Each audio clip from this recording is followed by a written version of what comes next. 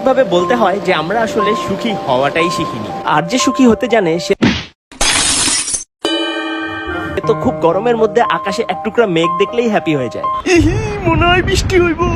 না সিরিয়াসলি, আপনি যখন প্রচন্ড গরমে অস্থির হয়ে আছেন তখন হঠাৎ আকাশে গর্জন দিয়ে যখন ঠান্ডা বাতাস সহ বৃষ্টি নামে, আপনি কি একটুও সুখী বোধ করেন না? যদি না করেন তাহলে আপনার জন্য সুখী হওয়া আসলেই কঠিন। তারপর সারাদিন জীবন যুদ্ধে যতই পরাজিত হন না কেন, দিন শেষে যখন বাসায় ফিরেন আর আপনার বাচ্চারা আপনাকে বাবা বাবা বলে ডেকে মুখরিত হয়ে যায় যেন আপনি কোনো একটা সুপার হিরো এই মাত্র আকাশ থেকে উড়ে এসে টুক করে নামলেন তাদের মাঝখানে, তখনও কি আপনার মনে হয় না আপনি পৃথিবীর সবচেয়ে সুখী মানুষ? যদি না হয় তাহলে আপনার আসলেই সুখী হওয়া কঠিন।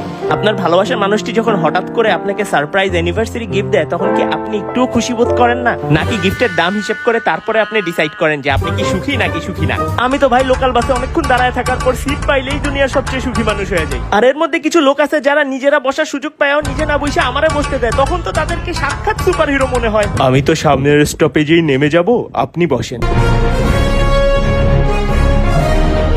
মানে কেমনে কি এত মহান মানুষ কেমনে হয় ভাই? এখন আবার অনেকেই আছে যারা বলবে এই পড়াটা যে কিচ্ছু হইব না, কোনো অ্যাম্বিশন নাই, অল্পেই খুশি হয়ে যায়। আরে নিজের ভিতরে অলওয়েজ একটা খিদা না থাকলে কি উন্নতি করা যায়? এভাবে কেউ যদি অল্পেই সন্তুষ্ট হওয়া না শিখে এবং নিজের মধ্যে সবসময় একটা খিদা পোষণ করে, সে উন্নতি করবে কি করবে না জানি না, বাট তার একটা রাক্ষসে পরিণত হওয়ার সম্ভাবনা অনেক বেশি থাকে। তো আজকে এই পর্যন্তই, দেখা হবে নেক্সট ভিডিও।